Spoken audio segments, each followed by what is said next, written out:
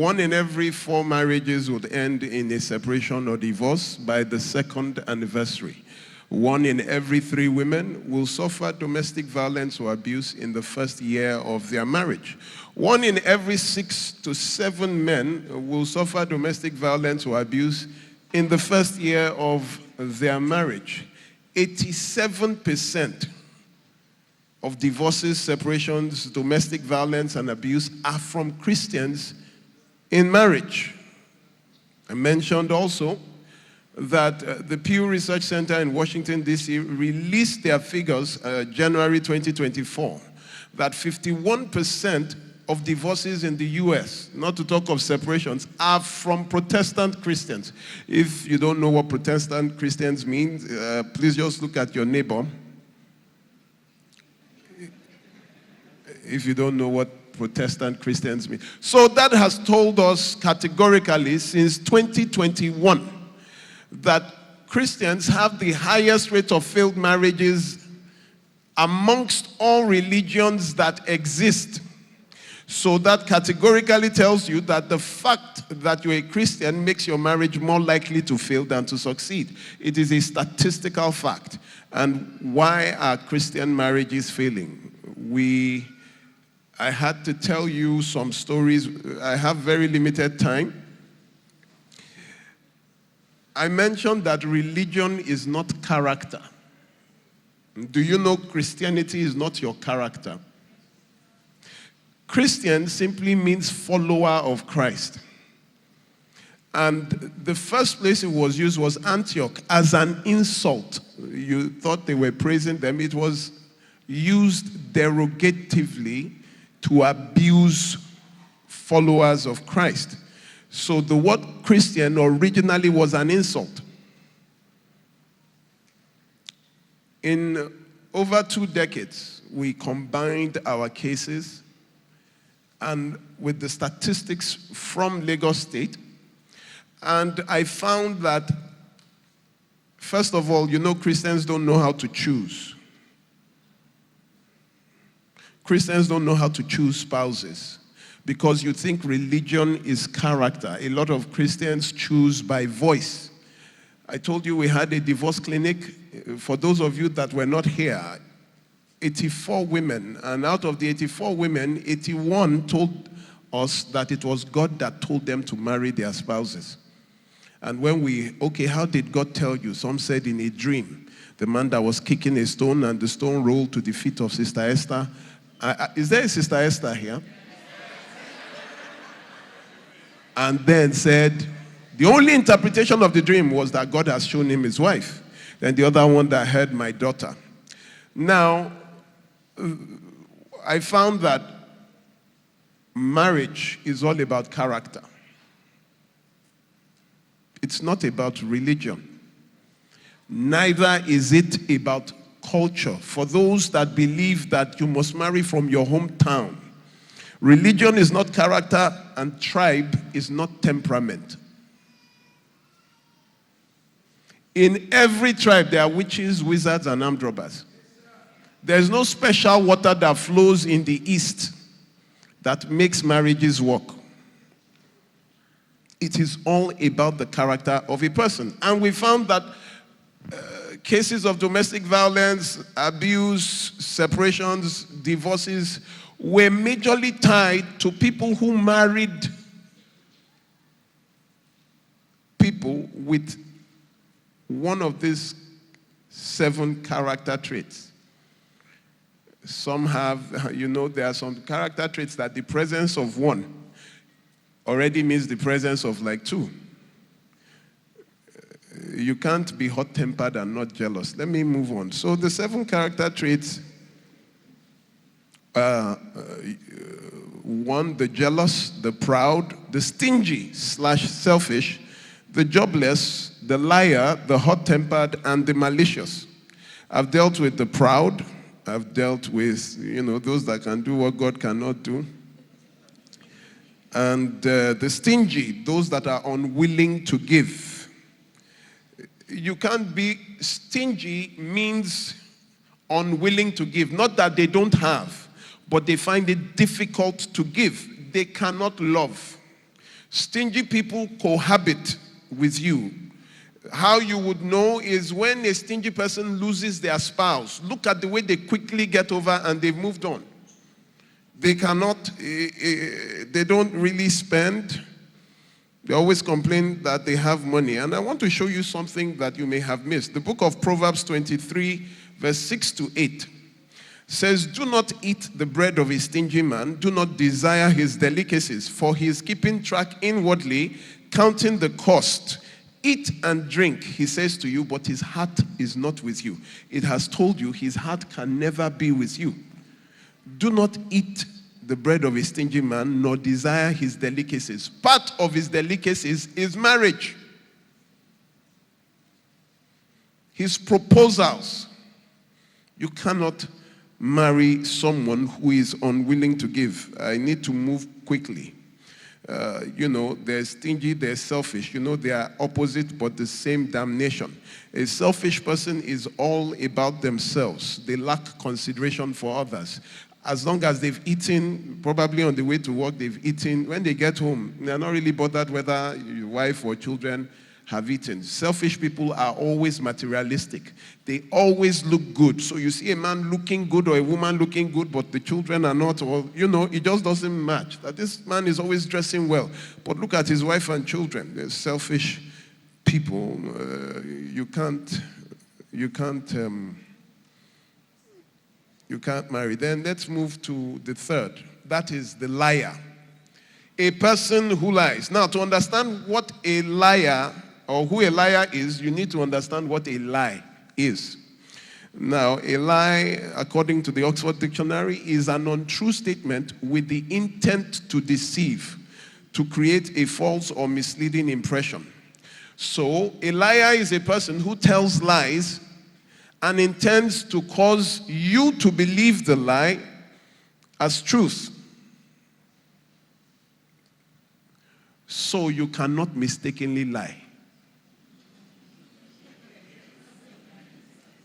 A lie is intentional because the person saying it knows it is not true,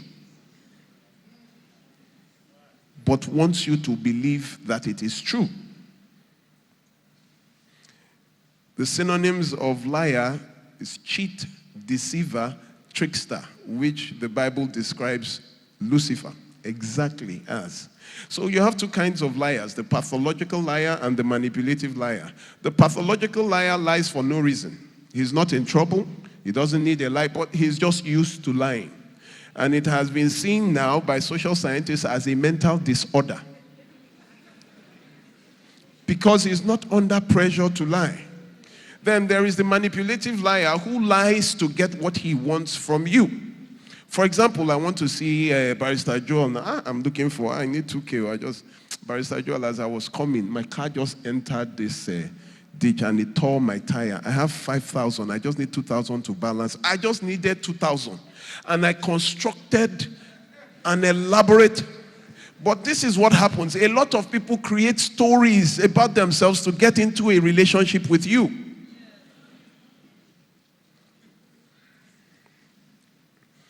Who they are, their educational background, their genealogy. We attended one wedding. There was always problems. And then on the second year, the father-in-law now got angry that, come, you people, your problem is too much. I'm not her biological father. The man is in Ibadan. That he should go and meet. That was the day the husband found out that the people that came as her parents are not related to her. So her parents did not know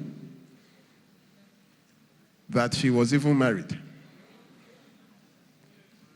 But she was ashamed to present them as parents because they were very poor. So she got someone more sizable.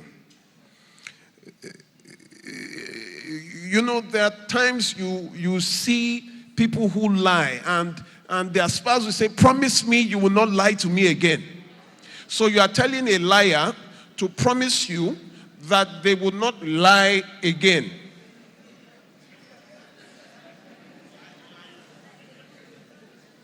Lying is now identified as a mental health illness. something of a mind defect. You know people are not trustworthy. How do you marry someone you cannot trust what they are saying? I have a friend who stayed in my house for 5 years. He got married, and on the 40th birthday of the wife, he wanted to throw a surprise party. So he had gotten everybody, the hotel, and then he was thinking, who have I not invited? He said, let me call her mother. Now called, Mommy, you have to call Mo, that he will send money for transport, and although this time you will lodge in a hotel, I don't want her to know that you are. So the mother was like, that I'm tired. What is the occasion? He said, it's her 40th birthday, and I just want to do a surprise. The mother now said, 40th birthday of who? He said, your daughter now. He said, her third born is 41. How can firstborn be 40? It was that day that he knew that the wife was 46 and he was 44. No, 43. She was 3 years older.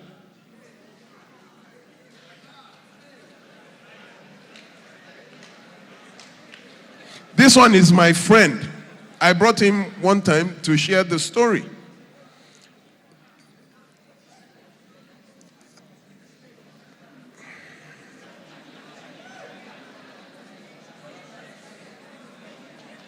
There are so many examples, I don't have time. Once you get a liar, he lies, you catch him once. That is why it is important to investigate. Not what, like my auntie that got married to someone from the University of Ife. You know, if you went to Ife and you hear Great Ife, Great Ife, the guy we said, Great Ife. He said, yeah. I'm from UI. But I know, so that day, it was just, so the wedding, no, you know, you will see people from your university. Nothing. 3 years later, the man did not go to the just finished at SS1. So people lie, age, qualification, just to get in a relationship with you. But then, instead of checking out, you turn to God. And God will not do for man what he has given man the capacity to do for himself. Have you seen when you pray to God for food that God gives you fried rice and they give you raw, you expect you to cook. Has God given you a table? He gave man wood. Man will cut the wood and fashion a table. God leaves to your imagination what you want. Number 4, jealous, a jealous person. This is where people are now saying, but God is a jealous God. Abi, let's see. The word jealousy is an adjective which describes a noun. The Oxford Dictionary defines it as a feeling or showing envious resentment to someone or something for their achievements. Collins says, if someone is jealous, they feel angry or bitter because they think another person is trying to take a lover or friend. So, this is when someone is jealous, it means that he has insecurities about their position. They always feel that another person wants to take what they have, so they fight.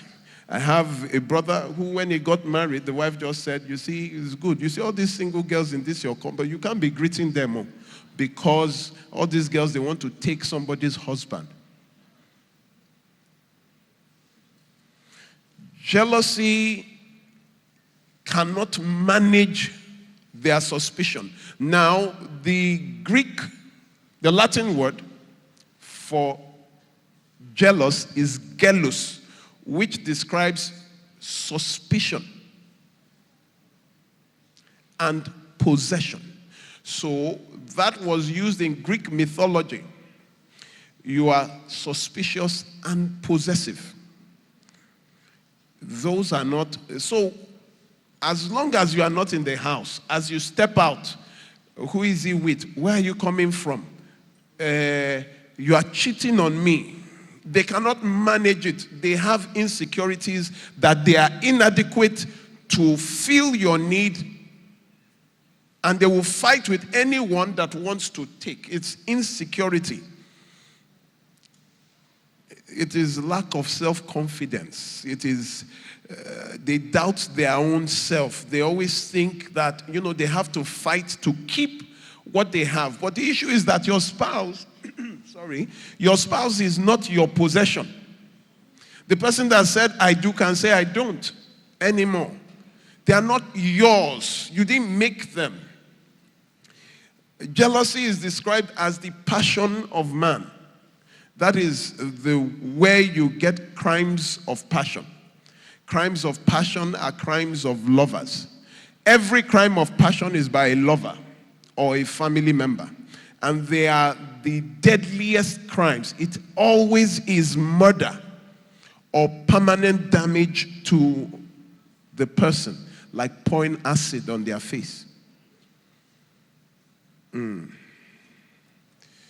Now, the jealousy of God and the jealousy of man. They say God is a jealous God. Let me explain. The jealousy of God to man is that of creator to creation. If Mercedes-Benz designed a car engine, and next thing they see it in a Honda product, maybe Honda Accord, and Honda Accord now puts their logo on it, what will Mercedes do? They will sue. Why? Because it is their product. They designed it. They will not allow Honda take the glory. That is the jealousy of creator to creation. You design a shirt. Next thing you see Gucci put their logo on it and put it in their summer collection. You say, no be my lawsuit. Why? Creator to creation, which is totally different from the creation to another creation. Now, a creation cannot be jealous of another creation because you had nothing to do creating it. Honda Accord is jealous of Honda Civic. You understand? Toyota Camry is jealous of Toyota Corolla. So as they are driving, you hit it. You will pay. So the jealousy of God to man is creator to creation. And that was what happened when they burnt a golden calf. God said, you cannot take glory. I parted the Red Sea. One calf now comes to claim that he led you from Egypt here. God will not take it now. So that is creator to creation. You are creation to another creation. You cannot be jealous of what you do not own. Signs of jealousy, they never trust their partners. That is why when you are dating someone who is jealous, hello, where are you? Put it on video call. Turn the camera, let me see. Oh yeah, say I love you in case somebody is there. Say I love you. I don't like it. They are always in your face every second, calling you, sending you messages. Jealousy is the most dangerous passion. They always think you are cheating. Let us start from the beginning. It's always suspicion. A lady got promoted in her office. Let me move on from that. You are alone in your jealousy, and jealousy does not stay. You see, you think that when you marry someone, their character is just a little jealous. Jealousy grows with the stature of the person. The bigger you are, the bigger your jealousy. The more money you have, the more expensive your jealousy. So jealousy is not the same. You think he's a small, and he's just a little angry. Character grows with the stature of a person. Look at this, Songs of Solomon 8:9. Set me as a seal, Songs of Solomon 8:9. Set me as a seal upon thy heart and a seal upon thy arm. For love is as strong as death, and jealousy as cruel as the grave. The coals thereof are coals of fire, which has the most vehement flame.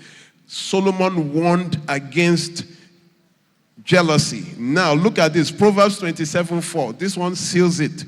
Anger is cruel and fury overwhelming, but who can stand before jealousy? There is none. Nobody. Jealousy would either have you or nobody will have you. The first murder in the Bible, what happened? Why? Because of your own offering, they don't collect my own, and he killed him.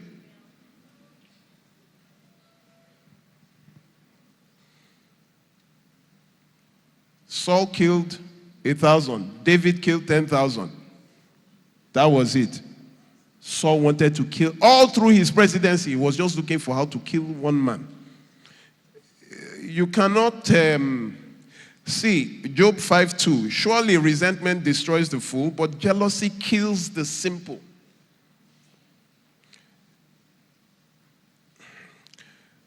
Sholakpe Oladipupo was killed by her lover, Kalu Bernard, in March 2017 at the Air Force Base in Makurdi on suspicion that she was having an affair with another man. He shot her in the neck, buried March 22nd, 2017.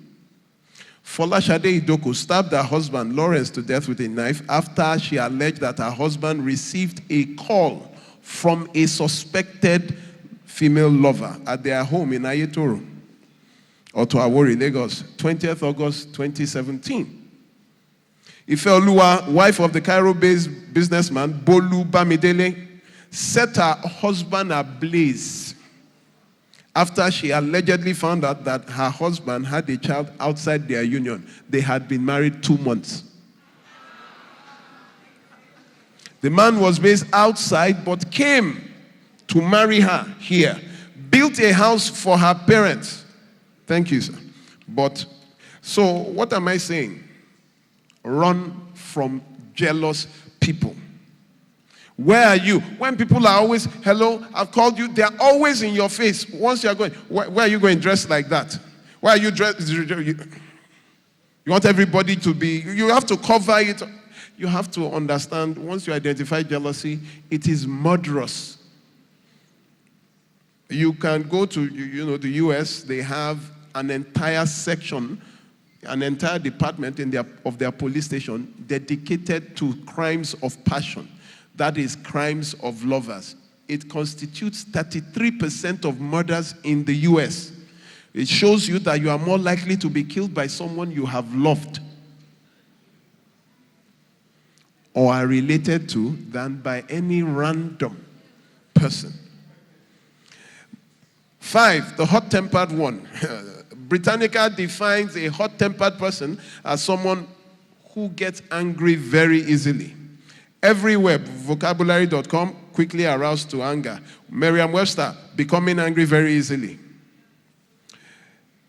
The funny thing about the word hot temper is that temper means restraint.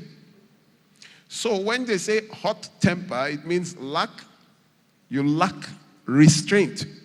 These people that give expression to their anger, anywhere, they just shout, "Are you stupid?" When you notice it, it is not a sign of affection. It's because he loves me. How do you think hot-tempered means he loves you, that he will fight for you? Proverbs 22:24 says, "Make no friendships with an angry man, and with a furious man thou shalt not go." And then they're telling you not to make friendships. You now go and marry.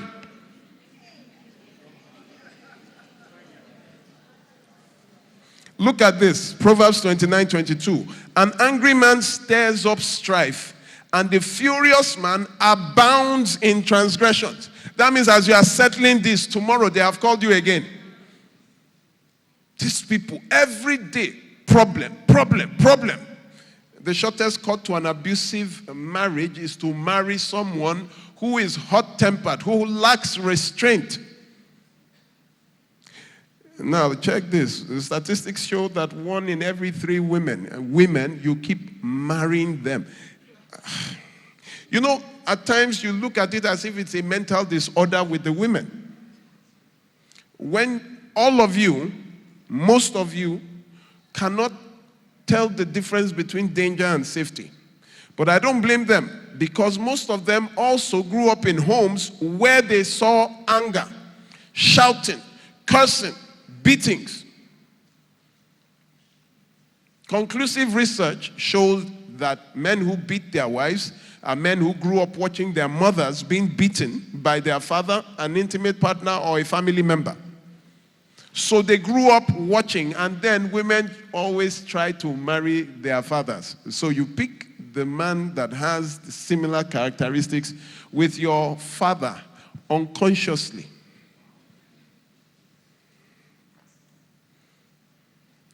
Now, behavioral scientists have identified a mental health condition by frequent outbursts of anger or aggression. It is called intermittent explosive disorder, IED.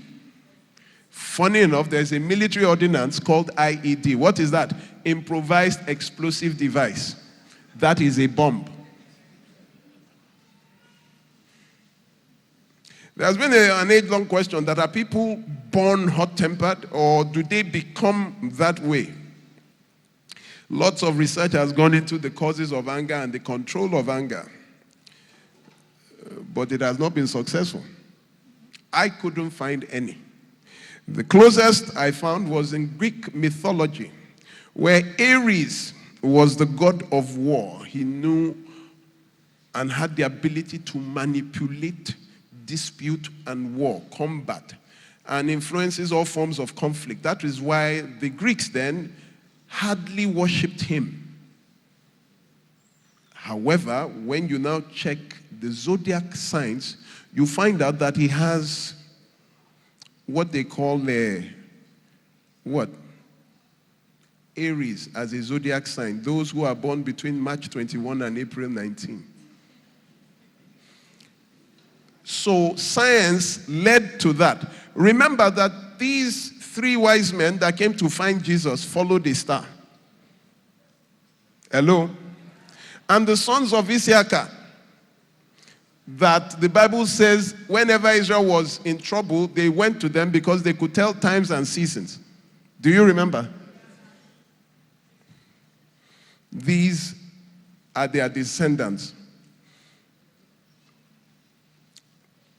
I don't want you people to go and start by asking people, what month did they give birth to you? What month did they give birth to you? But it has shown that it is not conclusive, but very suggestive and accurate to a certain degree that those... Don't worry. Let me move. For your sanity of mind, peace of mind, it will do you well to stay away from violent people, people who cannot control their anger. Look at this. Wisdom Joseph, on the 23rd of February 2022, strangled his wife, Evelyn Alifia, to death at FCT after threatening her several times that he will kill her. So a lot of us have people that have told you, I'm going to kill you. This house, Nami go kill you, and you still sleep in the house. I don't understand. Your faith, I don't know whether it's faith that you will use to sleep in trouble, especially, so you can't threaten me twice. You can't threaten me twice, so I will take you seriously. Oh, that's the way he talks. Mrs. Chioma Nwaka, 20th of January 2025, was set ablaze by her father, her husband, who told her that he was going to set her ablaze and took a 4-liter jerry can to go and buy the petrol. She called her mother that these 5 children, she was the mother of 5 children and the breadwinner. The husband had no job, but can reproduce. I don't know how women, let me tell you something, you don't give birth to children you cannot feed. When it is getting to 2, the strength of a marriage is not in the number of children. Everybody has their life. Don't think that your judgment in heaven will be according to the children you give birth to. So when something happened, the woman was taking care of 5 children and the husband. She will sell roasted fish and then go and join all those people who cook.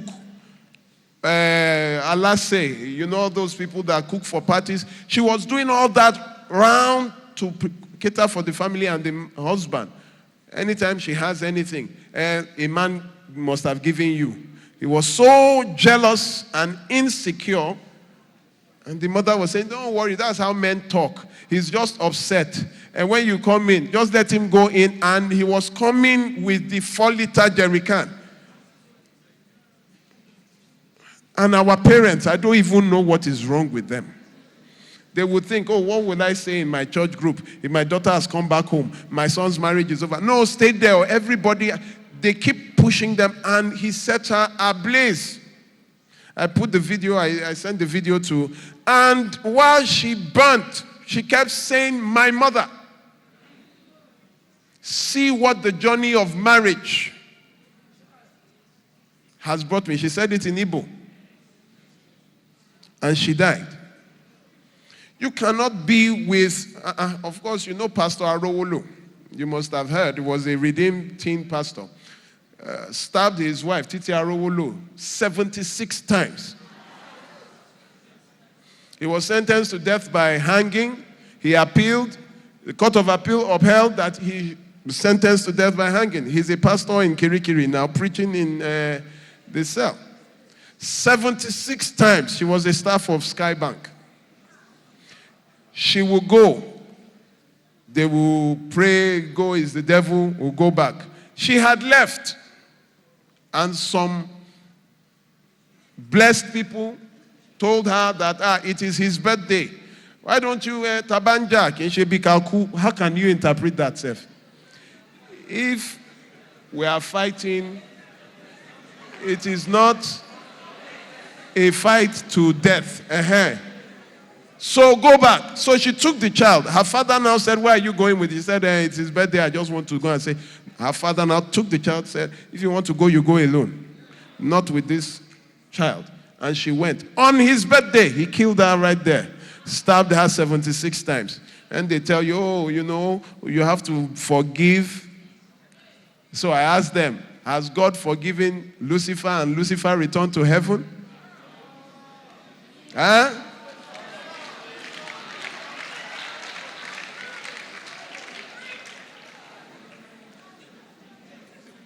They say wisdom is profitable to die. The sweetest thing you can have is wisdom. And to have wisdom, you must have knowledge, because knowledge is the application of wisdom. So you have to know things. I don't really follow much pastors, but I watch Pastor Olumide at times. And someone, because we bear the same name, someone will say, Pastor Olumide's namesake, can you come on? So I saw the way he talked. I said, this one, they read book now. This one, they upgrade now. Because some pastors just refuse to grow. They keep repeating the mistakes of the father. How can you tell her to go back to a violent man to celebrate birthday 76 times? You know what his defense in court was? He said his wife had a spirit that whenever she's angry, he has to keep all the cutlery because she will start stabbing himself. I had to get a professor of medicine to court to show that it is impossible to stab yourself 76 times because you would have fainted by blood loss. He stabbed her from her head to her, everything. They couldn't release the pictures. Imagine if the father did not take that child from her as she went. Stay away from angry men, hot-tempered people. Praise the Lord. Then, number 6, the jobless. I don't know what altar joins jobless people in holy matrimony. Let me start. What is a job originally meant a piece of work, but as it grew on, it means a work a person does regularly to earn money. Someone who does not have money, how can he come to marry? Before you come to take a woman from her father's house, you must have a house that you are taking her to. But some women borrow the men bride price. So the woman is paying for her own bride price. How can you borrow a man money to pay for your bride price? And the man has no accommodation, so you move to the family house. You see that I'm not a pastor, although I've been called to be a pastor 8 times. The last one was at, where did we go? That the pastor held us and said they must ordain us that day. Was it First Baptist or First something, whether Anglican? I always refuse because I will have a lot of members arrested.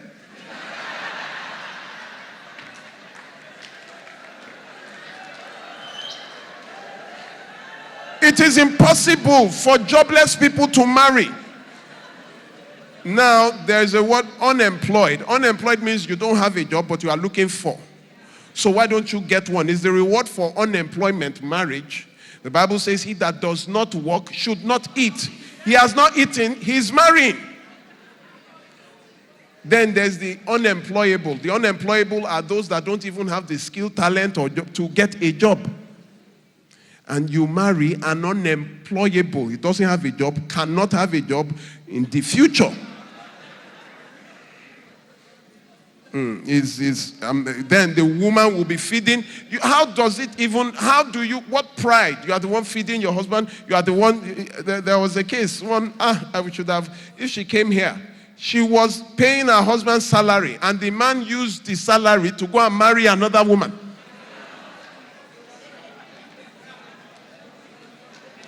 Hey, Olumide. 2 Thessalonians. For when we were with you, we commanded you this: if anyone will not work, neither should they eat. Imagine Paul that said this, now coming to your church and seeing that you are joining jobless people. Both of them must have work, skill, talent. Virtuous woman, Proverbs 31, says she seeks wool and flax and willingly works with her hands. Verse 13, she considers a field and buys it. She has money.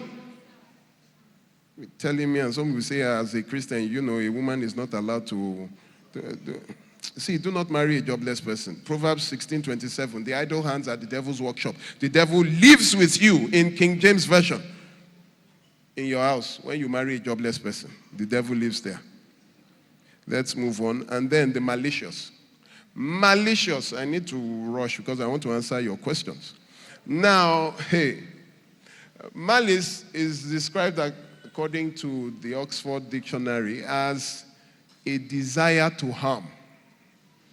You have to be careful of people who don't forgive easily. Their hearts are deep and forgiveness is expensive. You have to keep begging them, are you still angry? You will call the brother, help me beg your brother. You will call the uncle, help me beg him. A relationship you start on your knees, you would need your knees to sustain. You are always apologizing. They remember, that's how you did in February. That day rain was falling. You remember? You can't even remember what you did wrong. And then they keep quiet. They don't talk to you. They are like onions. As you are settling one, another. Dispute resolution is impossible with people who never forget disputes. How do you want to? You are settling one, another one is coming. And they can be in the same house with you, not eat your food, even though they gave you money to cook the food, they will not eat it. They will not talk to you. During the lockdown, when you were forced to be with your abuser in the same house, there was no escape, there was no walk, there was no you want to go out. All of you were forced to. That is the deadliest. People who will not forgive. So don't even bother. When you find out that this person is difficult, they are deep. The second variation to malice are those that cannot stand your success. You marry a man or woman that your success is a threat. There was a gentleman who was doing very well. He got, was doing an interview to get a better job, and the final stage where he was to meet with the CEO, there were 3 of them. That morning, he had his bath to go. And next thing, he heard a lock on the door, on the bathroom. He tried to open the door. He was locked inside the bathroom. Push, push, push, push. Next thing he heard the car start, the wife and the children went out. Around 5:30, they came back. He was in the bathroom the day that he had. And he started banging, and the wife opened the door and said, what are you doing? The man said, why did you lock me? She said she didn't lock the door now. The man was so furious because that was the day of his final interview with the CEO.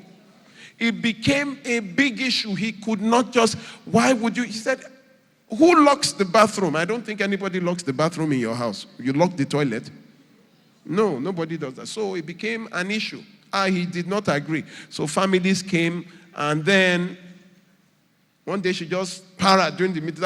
What is it? Did they tell him, I'm not satisfied? It is now, he will get a better job, and all those girls will be running after him. I am okay like this. What is it? Yes, I locked him in. You are married to someone who cannot stand your success. A lady got promoted in her office and was given an official car. She got to the house, ran to her husband, that promoted an official car. The husband was quiet, and after I looked at her and said, why is it always you they are promoting in that office? You were promoted 4 years ago, they have promoted you again. Don't bring any official car to this house. I will burn it. So she parks the car at the filling station and walks home. 2 months after, he said, you have to leave that job. And then she was going, it became a big issue. Choose between your marriage and the job. Then, well-wisher said, will you now choose your job over your marriage? And then they came to me. Of course, I say you will choose your job over the marriage. Don't leave your job. Why? Insecurity. Anything can happen. You leave your job now, how would you fend? You will now be at the mercy of the man. The leaders, the spiritual people are telling her, no, your marriage is more important. What God has joined to. I said, God did not. Where is the certificate that is from the New Jerusalem that God joined them together?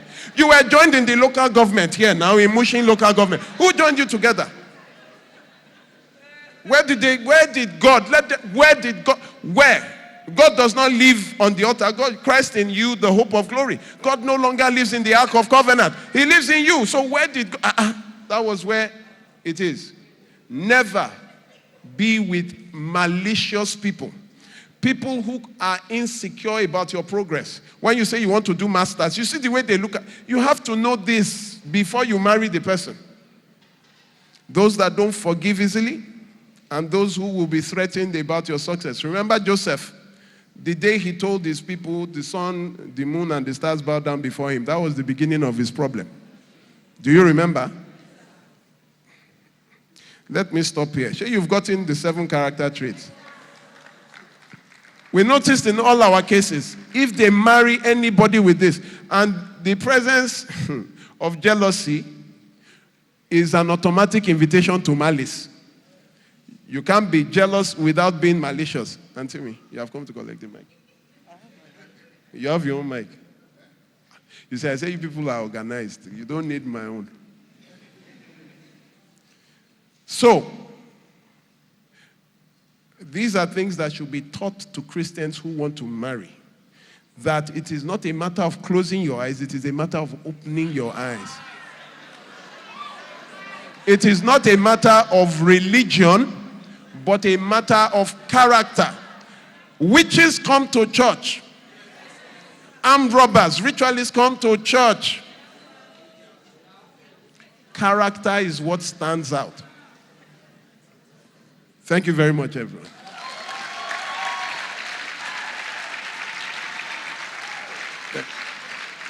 So, are we still sitting down? let me borrow you my own. Yes, are we still on our seats? Is that how we celebrate grace in this house?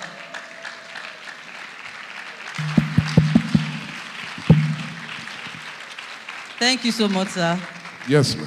For taking us on this expository journey from Sunday to now. God bless you, sir. Amen. But before we release you, we have some questions. Please let's have our seats.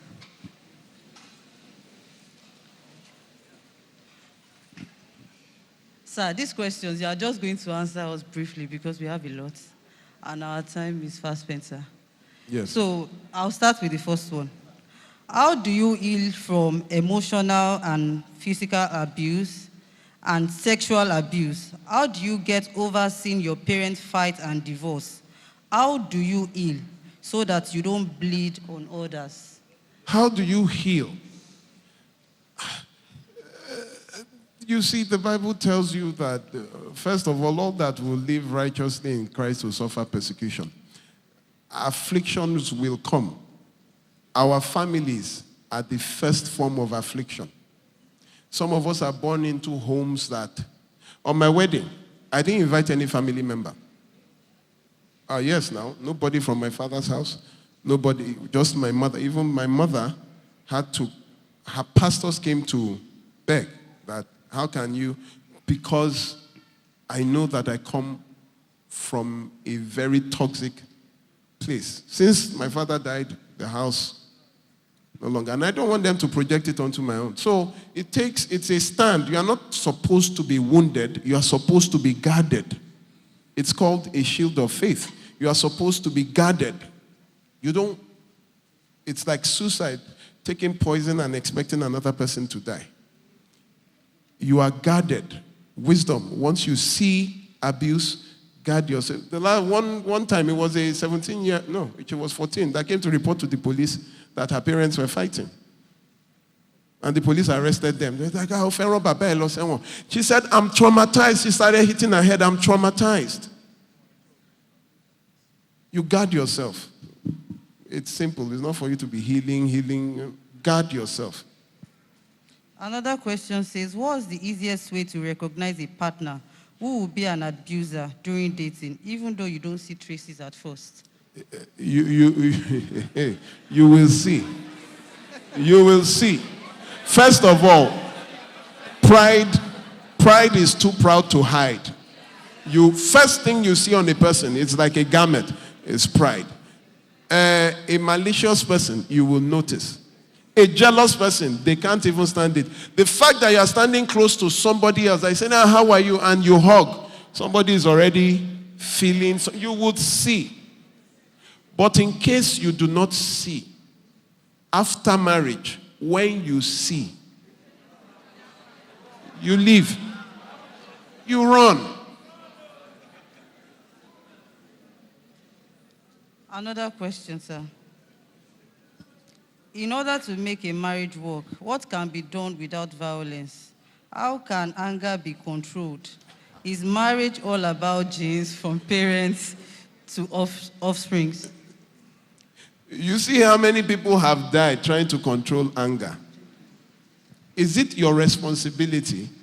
It is not your responsibility to account for someone else's anger. It is his problem. So you don't take it on as your issue to solve. And that's the problem. Oh, I know that I will change him. Are you now the unchanging changer? Once you see, you run. It's not an issue. I mean that I was slapped at Sabo bus stop because I didn't transfer money on time, my own money. Gave me a slap at the bus stop. So I would say, no, I want to control her anger. No, I would run. Please, sir, this is your mic. Thank you, sir. Those who are already married to people who have combination of these characters you mentioned, what should they do?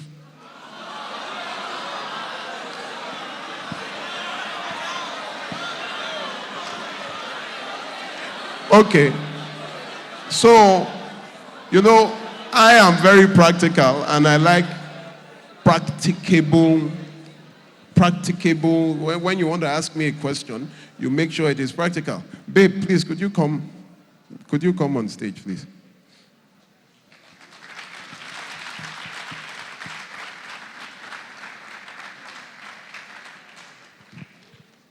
So, my wife, her name is Olumide Kayode-Omosebi.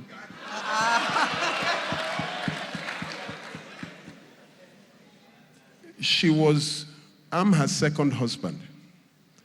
She was married to a very violent man. She married right out of the university. She was beaten, battered, and bruised. She tried to get out of it, but because of the church, she stayed in it. And it cost her something. Her back. This is 29 years after her first marriage. We are still treating her spinal cord from the injuries that she sustained. Maybe you would just give them 2 minutes. Tell them how, why, and how you left. 2 minutes, please. Please, let's put our hands together.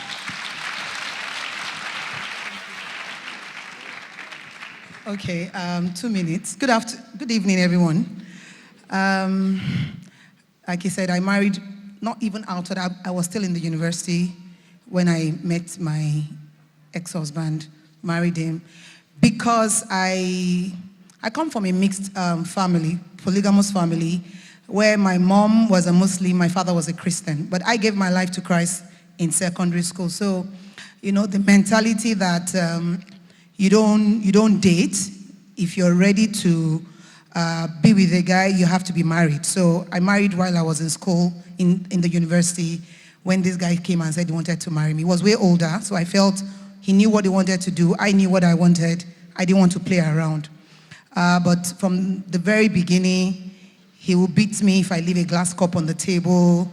If I soak clothes, I've not washed it, he would beat me. If he's having issues with his girlfriends, he will beat me.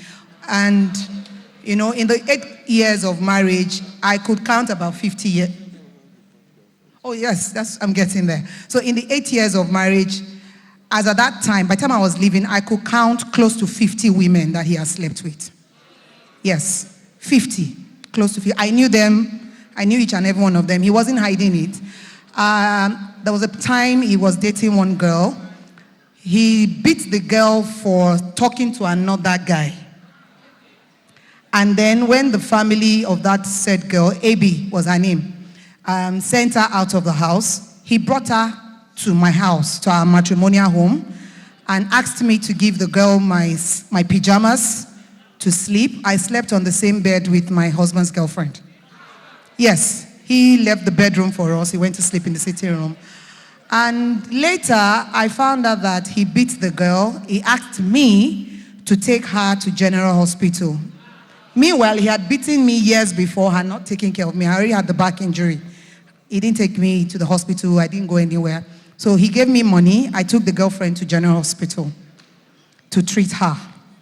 And when I came back and I told him that, why are you treating this person? You've injured me. You've not treated me and all that and all that. He still beats me on it. So over the years, I learned to keep quiet. And when I told my pastors then, they told me that he would change. So I used to go for programs. There was this popular redeemed pastor, Kayode-Omosebi, that used to have a program in the mornings. I would go and pray there and everything, you know, for him to change. There was a time he beat me. I think I was trying to feed my baby. Then I had a baby boy. And, you know, when a child is feeding himself with a feeding bottle, I was sleeping. I slept while the baby was feeding. I know, and the feeding bottle fell from the baby's mouth. And he came and saw that. And he kicked me. He kicked me and beat me. That was when actually he broke my back. So I was trying to run. And then he pulled me back and broke my back on a concrete, the edge of a concrete like this. So, and I've been nursing that injury for almost 30 years now. Because my baby then was 6 months and the boy is 28 now. So, you know, so almost 30 years. I mean, I can't say what he did in 2 minutes. Please, let's put our hands together.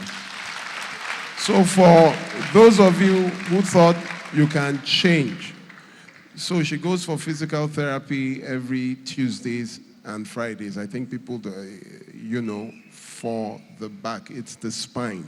It's shifted.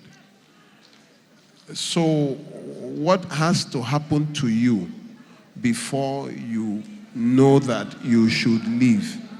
So, should you now be the example standing on the stage, repeating what my wife said? You know, she separated, she left with a pair of slippers and her mother's wrapper. He said that anything she bought in his house belongs to him. So he didn't allow her to take her clothes out.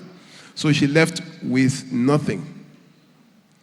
You understand? And then a week or 2 weeks after, he now dropped 3 children with her, knowing he did not allow her have a job. She had to leave her banking job and just be totally dependent. So I met her 15 years after, fell in love with her, married her with the 3 children. So you would not know that they are not biologically mine. So you are the only one stopping yourself from starting afresh. When you say somebody had a child, they say as a single woman, they will not. My wife had 3. Praise the Lord. Hallelujah.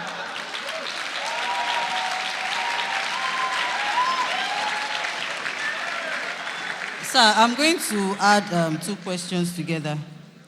The question says, can an abuser change? How do we...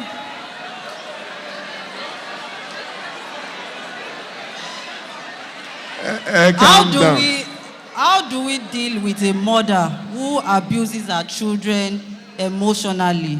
The first part. Then the second part says that my husband and I have been separated for 12 years and he claimed to have changed. What should I do?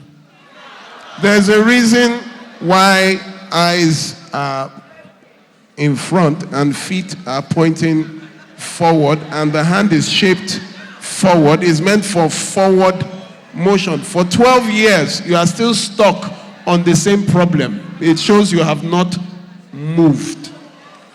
12 years, you are still stuck on, should I go back?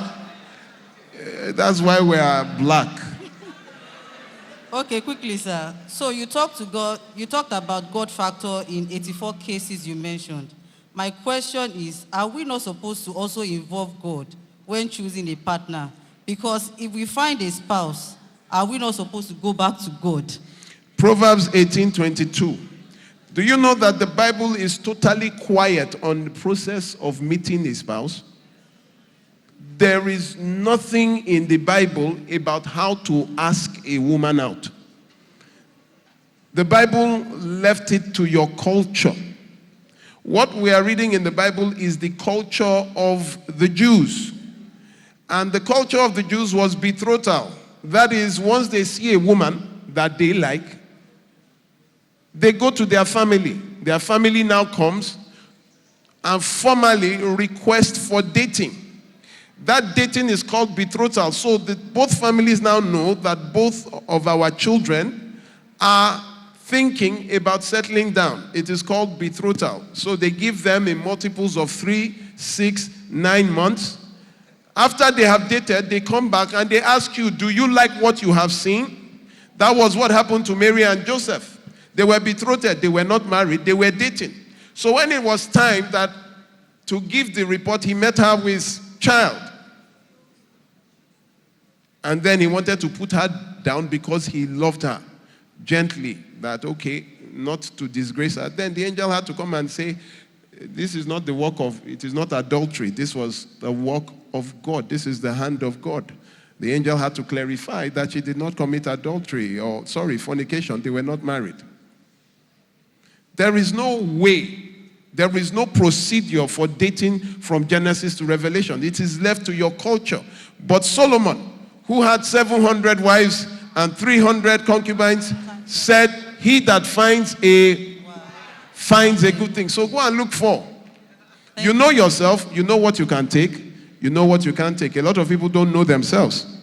The first step when you are ready to marry is, man, know thyself, and to thy own self be true. Know what you can take. Know what you cannot take. Thank you very much, sir. When you meet someone with something you cannot take, you already know you can't take it, so you don't waste time.